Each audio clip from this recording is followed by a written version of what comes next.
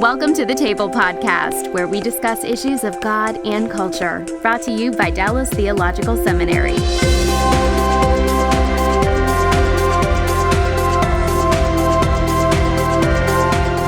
Welcome to the Table. We discuss issues of God and culture. I'm Darrell Bock, Executive Director for Cultural Engagement at the Hendricks Center at Dallas Theological Seminary. And our guest is John Dickson, who is joining us via Skype from, are you in Cambridge or Oxford? I'm in Oxford. In Oxford, okay. I should have known that you're on the theological side of that thing. Cambridge tends to be the biblical studies guys. So anyway, that's okay. And our topic today is truth and beauty. Now, John is a founding director, which means you go back to the beginning of the Center for Public Christianity. And because I'm in the United States, I've got to say this. And this is center spelt the Commonwealth way.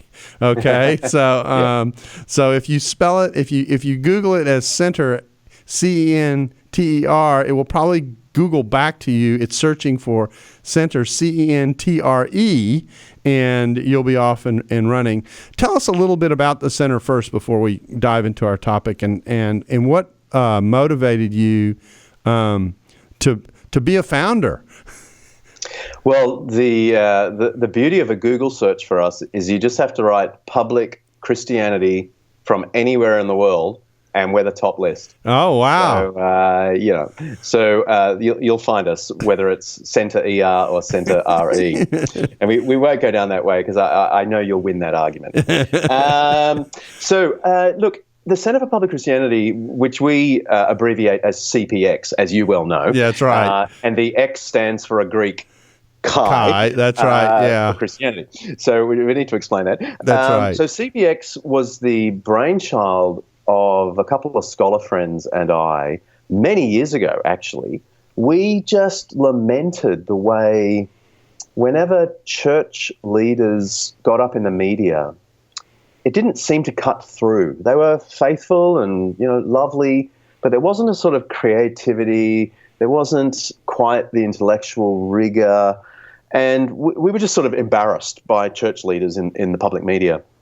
And so we had this dream, maybe 25 years ago was when we thought of it, and then almost thought nothing of it. Wouldn't it be great, we thought, to have a group of scholar communicators who could step up into the public media, the mainstream media, and speak of the Christian faith, write for the mainstream opinion pieces, produce documentaries, and so on.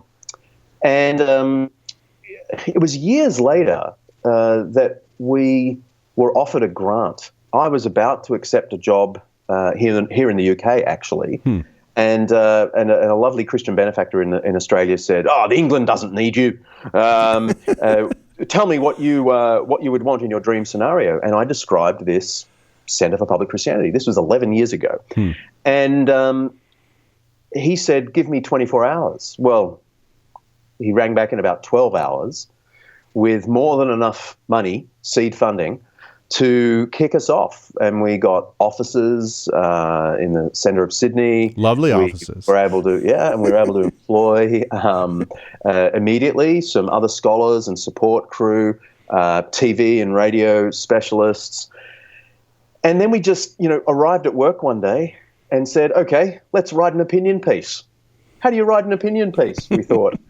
And we didn't know if the mainstream media was going to take it. And we just sat down and we wrote about the kind of news of the day. I can't even remember what the first thing was, but we wrote a classic 700-word mainstream op-ed and sent it to our very famous in Australia, Sydney Morning Herald, which is sort of the equivalent of the New York Times, kind of, thinks of itself as intellectual, maybe a little bit lefty.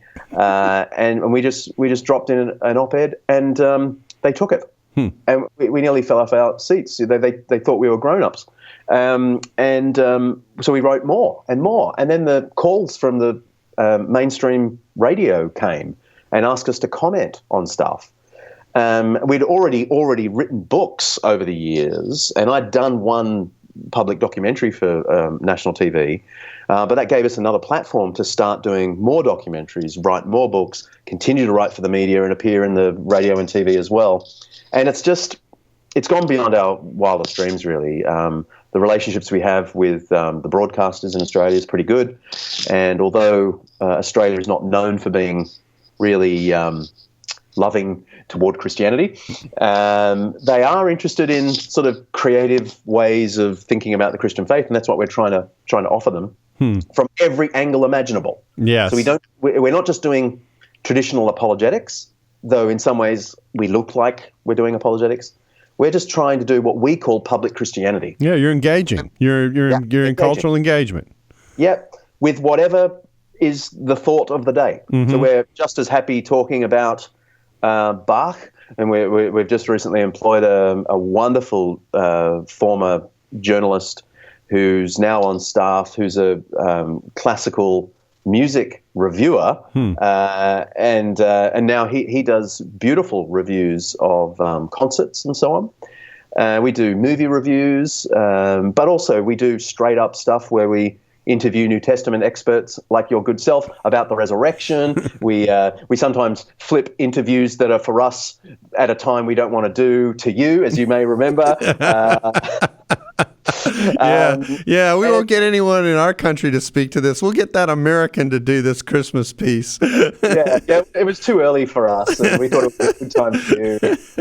Yeah, well, I think it was 4 a.m. your time or something like that. That was an experience. Yeah.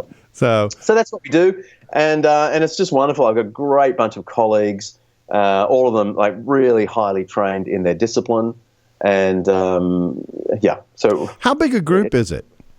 It's not big. So we are 10 staff, and some of that's just academic sort of what we call content providers, academics who are speakers, which is always the difficult thing, to find an academic who's very comfortable in the media, who can communicate. Yeah, exactly. Yeah. But we've found a few from quite a good range of disciplines, and then there are support staff, so the people who are behind the cameras and can edit everything that we do, and keep us in order and on time. Yeah. So, headquartered in Sydney, Australia, of course, blocks from the Sydney Harbour, which is one of my favorite spots in all the world. And I walk past the Opera House every day to work. I park in the Opera House car. Don't go there. And the sun is normally just coming up as I'm walking up from the Opera House. I'll take a photo and send it to you. Oh, yeah. Oh, man. Thou shalt not covet. Okay. So, well, great. Well, our topic today is truth and beauty, and kind of the way I want to go into this, and the reason why I wanted you to talk a little bit about the center before we did it is because you've really tried to orient what you do around a delivery of a perception of Christianity that gets into the area of what I'm going to label, it may not be the best label, but what I call aesthetics. In other words, really thinking through, what does the packaging of Christianity look like? And sometimes I think Christianity is portrayed as if it's just kind of, on the one hand, it's kind of this naysayer. Whatever it is, we're just going to say, no, don't do that. Or it's so it's combative. It's and it's what we're against. But actually, the backdrop of Christianity is about the orderliness and the beauty of the creation that God has placed us in, and the preciousness of life, and those kinds of ideas. And so you all have talked about truth and beauty and adorning what you do and how you do it with this kind of emphasis on truth and beauty that I think is a set of categories we don't think enough about. So talk a little bit about where that came from and what motivated you to kind of go in that direction and how you're watching it play out. Because I think it crashes a stereotype. And I actually think one of the things that Christianity needs to do these days is kind of crash the stereotype that's out there about it. Whether the stereotype is true or not, the perception is there. And so you've got to deal with that reality. So with that as a very open-ended question, go wherever you want. Well, I mean, what is beauty? And if we start with a kind of philosophical concept of beauty or aesthetics, it was the great philosopher Immanuel Kant wrote a lot about what he called aesthetics or beauty. And he gave a lovely description of the whole study of beauty, where he said seeing something beautiful is experiencing the harmony between the orderliness of the real objective world and the rational orderliness of our minds. When our minds spot something real out there objectively that is orderly, there is a resonance, a kind of feedback between objective orderliness and rational orderliness that excites, that satisfies, that stimulates, that illuminates. That was his idea of beauty. I think it's pretty good. He actually thought it was a good pointer to the divine. I mean, Immanuel Kant is sometimes interpreted as a little bit skeptical, and he was skeptical, but he was pretty sure that aesthetics were one of the clearest paths to certainty about the divine, because how else could there be a match between the logical rationality of our minds and objective orderliness in the creation? Now, he wasn't working theologically at all, but as soon as I talk like that, you and I are probably thinking of Genesis 1, where, one of the main points of Genesis 1 is that everything is good. God makes the light and it's good. The word there is tov, right? Or in the Septuagint, the Greek translation of it, it's not agathon, it's kalos, which tends to have this more aesthetic quality. It's good in the pleasant sense, is what it says. That it's I'm almost tempted to call it beautiful. Like if you were to translate Genesis 1, and God saw that it was beautiful, because this is part of the sense of that word. Anyway, it's as you know, repeated 7 times, and the 7th time in Genesis 1 it says very good. That's just for the dummies, right? Who missed it the first 6 times. Yeah. And you got to say, what is the author doing there by this repetition of this notion of good or pleasantness or beauty? It's clearly, at one level, contrasting what ancient pagans thought about the cosmos, because they were a bit scared of the cosmos. It was capricious, unpredictable. Who knows what lay behind that tree or that rock? Everything had to be placated. Randomness ruled, which doesn't sound far off what Richard Dawkins thinks about the universe, actually. The kind of the meaninglessness and lack of order in the universe that he claims. But anyway, so we believe from Genesis 1 on that there is orderliness, real objective orderliness built into the artwork of creation that we ought to be able to recognize. So God sees it, obviously. It must be there objectively, and we're made in the image of God. And there's a sense in which what Kant said about beauty and aesthetics is highly theological, because our minds, which are given to us by the Creator, are able to see in creation in a variety of ways, whether it's art, music, beautiful ideas, beautiful arguments, beautiful relationships. We're able to see and experience the harmony between the objective orderliness of creation and the rational order of our minds. So that's the kind of theoretical starting point to me, how I think about what beauty is.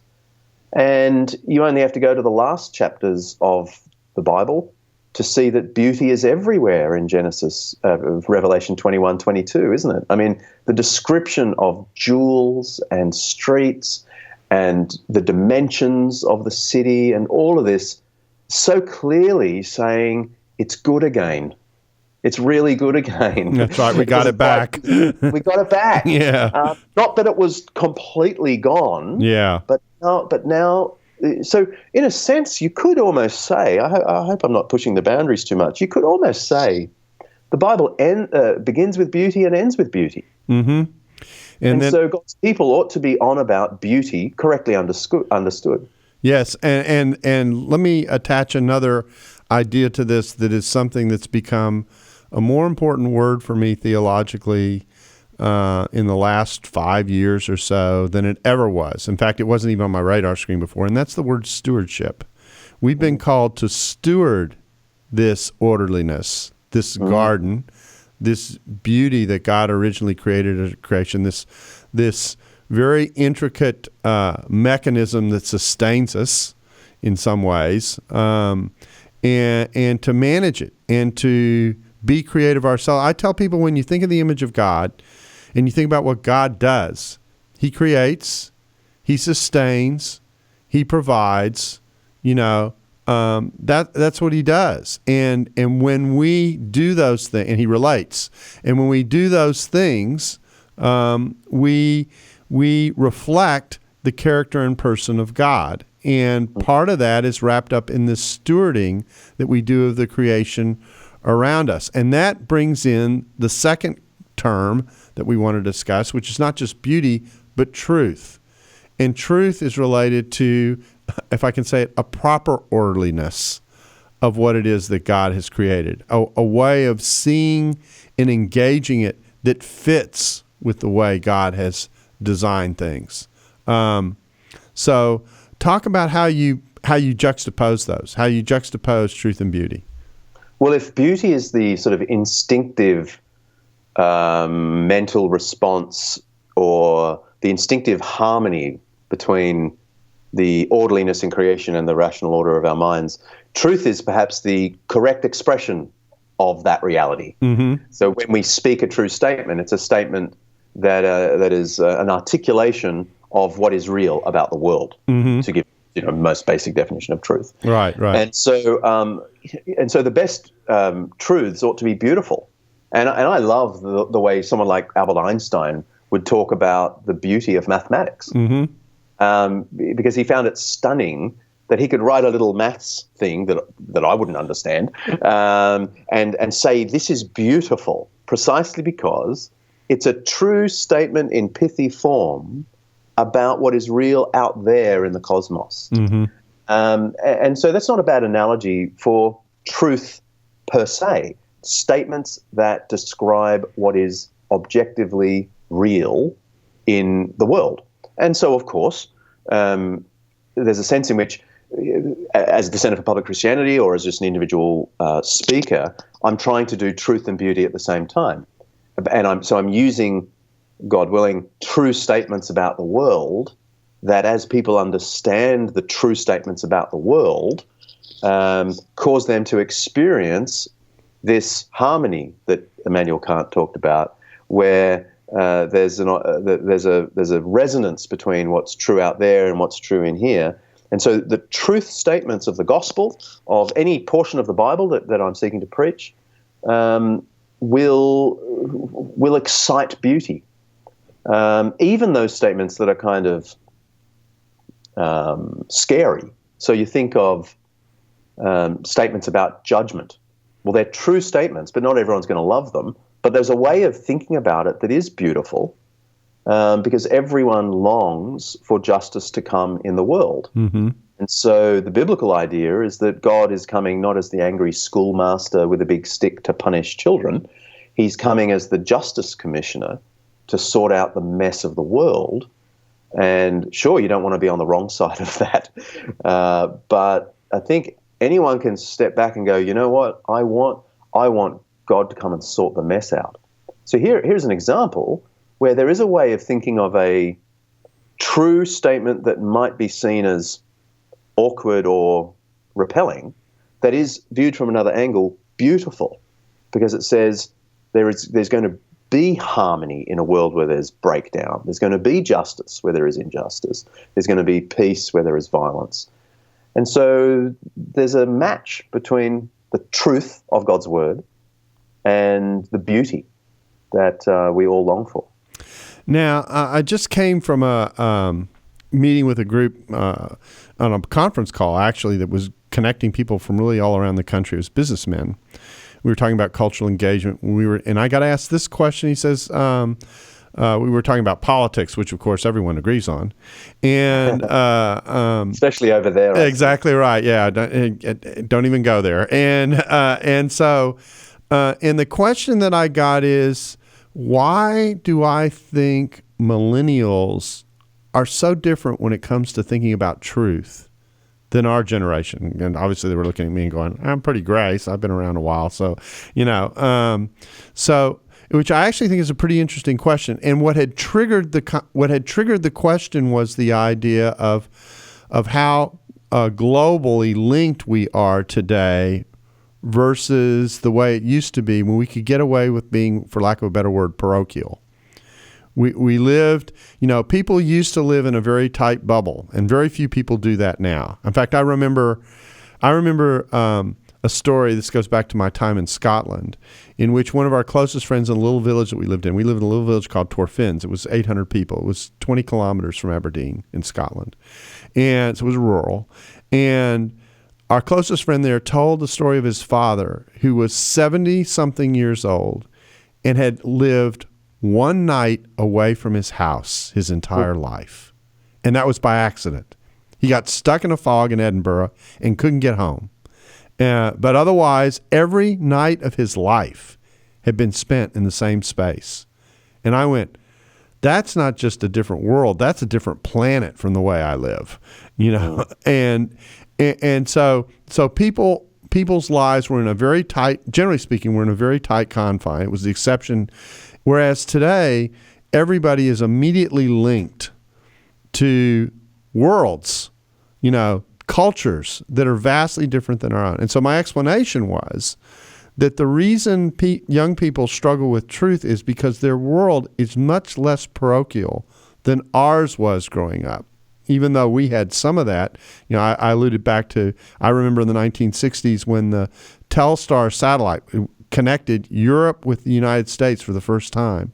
And that was a national broadcast that we were going to actually see this link happen, and we were going to listen to someone from Europe live. Okay. And look at what we're doing now. Here you and I are linked on that very basis, and those communications happen regularly all the time. That is an utterly, completely different way of experiencing life that has had profound impact. Well, you're right to identify a major issue with millennials, it seems to me, not being one, but observing and interacting, is there are so many options available to them. They can find any opinion they like on any topic they like just with a Google search. And this massive expansion of possible truths has left millennials suspicious that there can be any truth. I mean, if so many people on the internet can't even agree on the most basic thing, did Jesus live? Then, anyone claiming anything is really just an option. So there's a sense in which our access to the multiplicity of ideas and the vast range of information out there has paralyzed us with ever hoping even to arrive at truth. So there's a profound cynicism about truth claims from anyone. And so people often say that what millennials are really looking for is authenticity. Authenticity is the buzzword. They don't want people just to make truth claims. They just want authenticity. It's got to seem real and so on. I mean, of course, authenticity by its very nature is really what they're looking for is truth embodied. That's right. That's really what authenticity is. Truth, something that's substantial, that's embodied. So it isn't actually that they're cynical about truth. They're cynical about truth claims. They are longing for authenticity, which is truth embodied. And so here's my one-word answer. Okay. Darrell. Well, that's what I call a setup. No, here it comes. Okay. Church.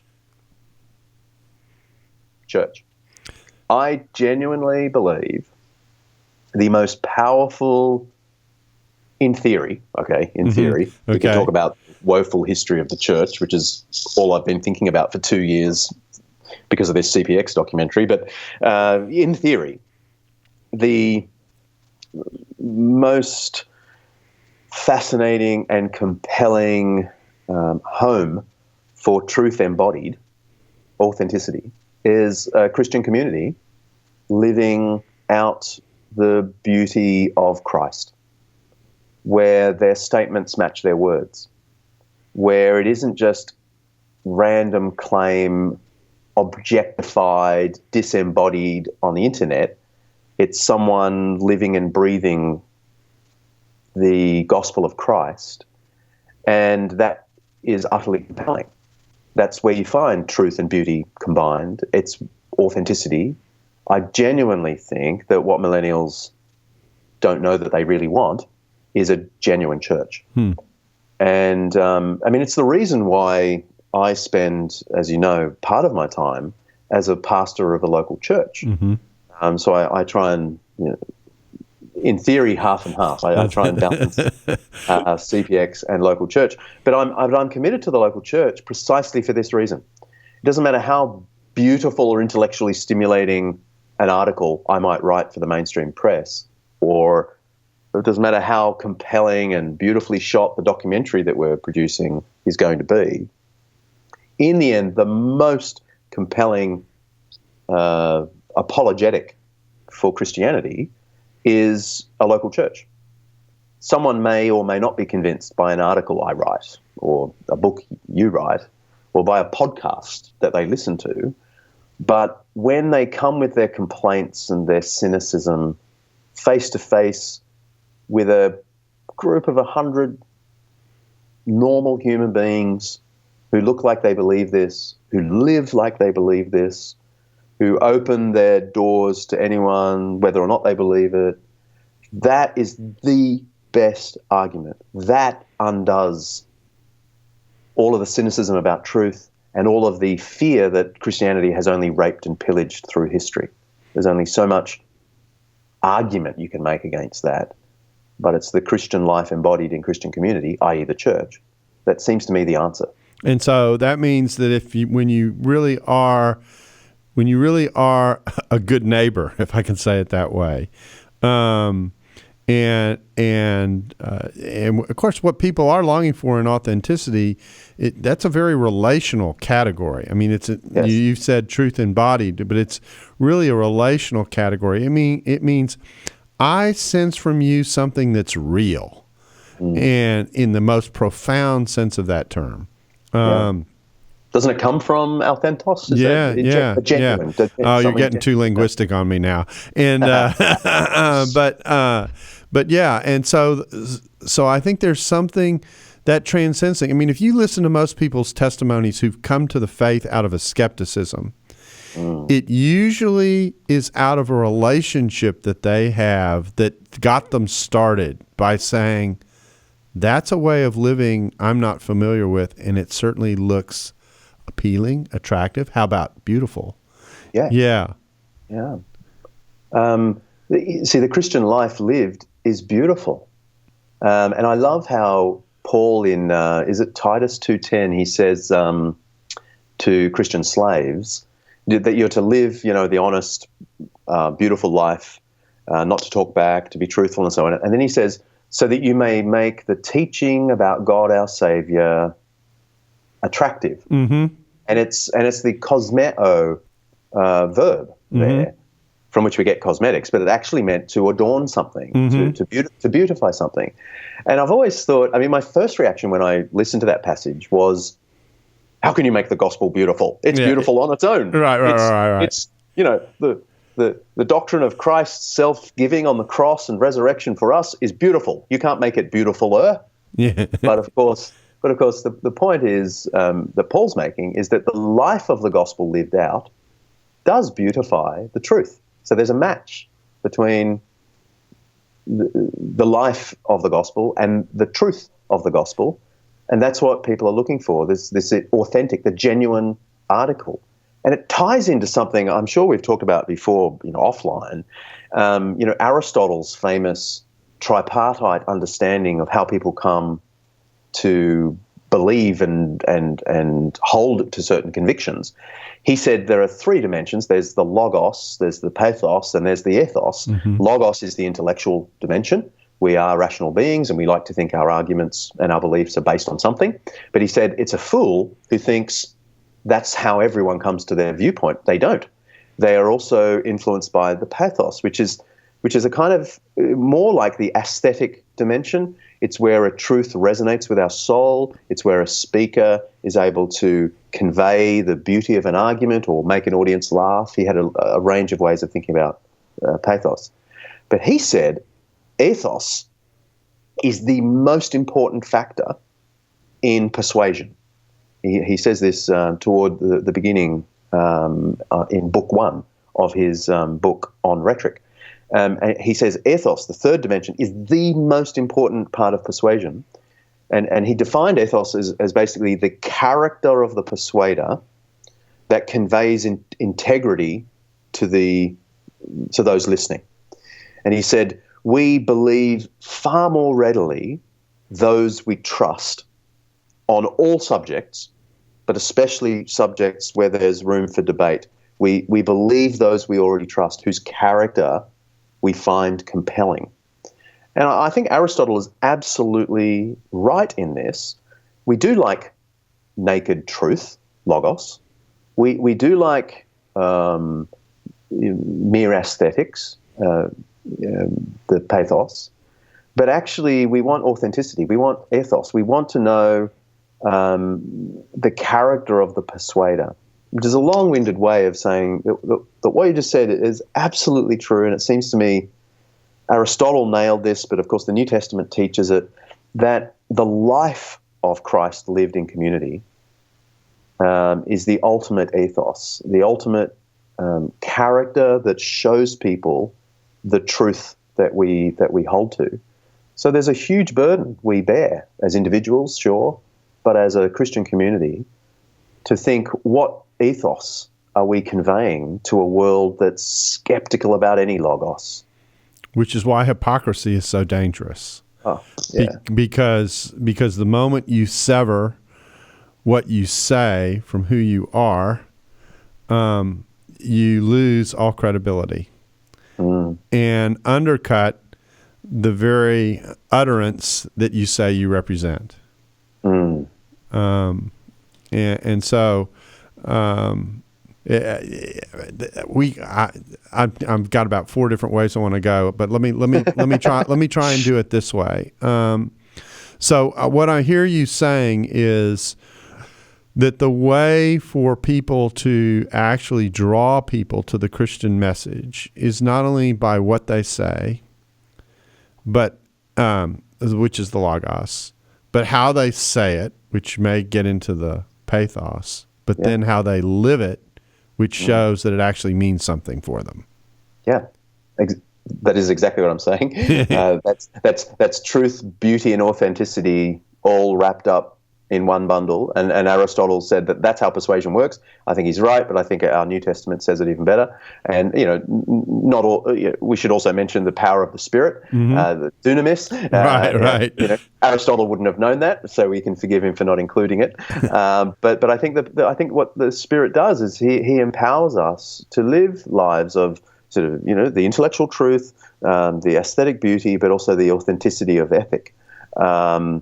And that this is the most compelling thing. And when you hear what prompted me to go into that little Aristotelian rant was when you said, when you hear Christians give their testimony, they will often say that it was a sort of combination of hearing, maybe a message of the gospel and then seeing the beautiful life of the Christian, and the whole package drew them toward the truth.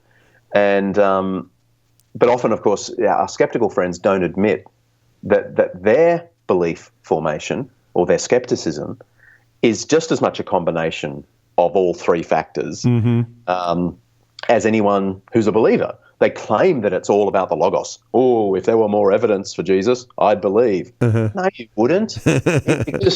You're a human being, and human beings arrive at their positions through this sort of messy range of things. Yeah, and the other place I was thinking about going, which I will go briefly, is the whole language of adornment that you get out of Scripture. The idea of the picture of what it is that we present, the portrait that we paint of who Christ is, the fact that we are made in His image, the fact that the church is called Christ's body. I like to say, why is the church called Christ's body? It's it's the representation of His presence through individuals in a world in which He is seemingly absent.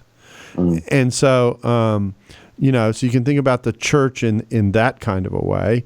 And the other adornment word, I don't know if it's an adornment word, but the other idea that came to me while you were talking about adornment was the idea of being a sweet aroma, an aroma that's pleasing to God, something that wafts out and people catch it. That image, which is, maybe there is a theology to be had in words that are descriptive of the reflection that we give of God in the world. And glory is another word exactly. that very much has this sense of the shining brilliance of a thing. Exactly. Light in the midst of darkness. All the radiance might be a word that we would use as a synonym. All very important things. There's one other area I want to make sure we touch on before we wrap up, and because you've mentioned to me that you think C.S. Lewis speaks into this space very nicely, and so I wanted to give you a chance to kind of lay that out for us. I mean, if in the second segment we go from Aristotle to C.S. Lewis, that's probably a nice move. So why don't you put out on the table what you have in mind when you talk about how Lewis addressed this? Well, of course, Lewis is famous for his sort of intellectually robust argument. Any of the sort of intellectual fans of Lewis will point to his Mere Christianity or The Problem of Pain or God in the Dock or his massive collection of essays, which I have in audiobook and listen to on rotation, hundreds of essays, some of which were never published in books anyway. It's quite clear that C.S. Lewis believed in intellectual argument, of course, but at some point in his journey as an apologist, a word he accepted very cautiously, at some point he felt that what he ought to be doing was helping people want Christianity to be true, so that they were in a position to see that it was true. But he felt that so many people couldn't even see the beautiful ideas of the Christian faith. They couldn't see the beauty of it, or the beauty of the concepts or questions that Christianity answers. And so this is why he started to write the fantasy literature, those beautiful allegories. I don't know if we call them allegories. This sort of Lion, Witch and the Wardrobe, the Narnia series, and all this other stuff.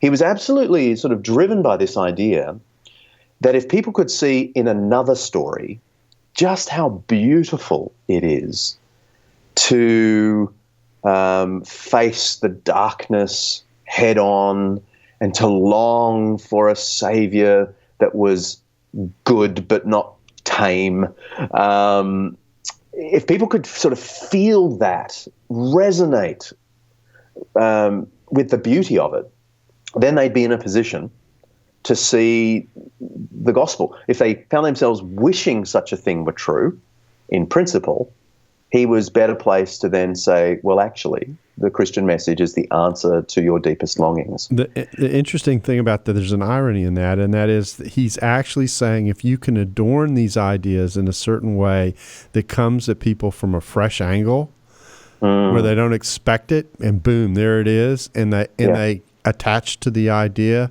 they might become open to the way in which that idea has been expressed in the Christian faith. And he's building a bridge. And the bridge is the adornment.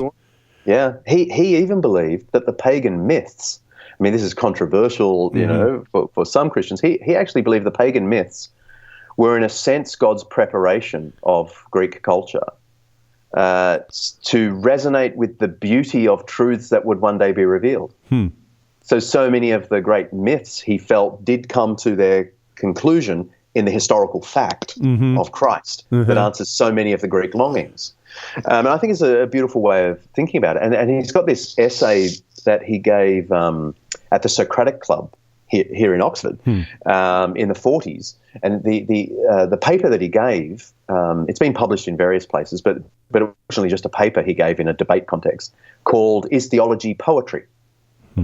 And he's really answering the question, is it mere poetry that is just beautiful statements that have no reality? But he ends up saying it's poetry in the profound sense of truth that connects you with what is objectively real about the universe and will make your heart sing and will bring clarity to the whole world. And the essay finishes with that very famous line of C.S. Lewis, where he says, I won't get it exactly right, where he says, I believe in Christianity as I believe in the sun, S-U-N, not only because I can see it, but because by it I see everything else.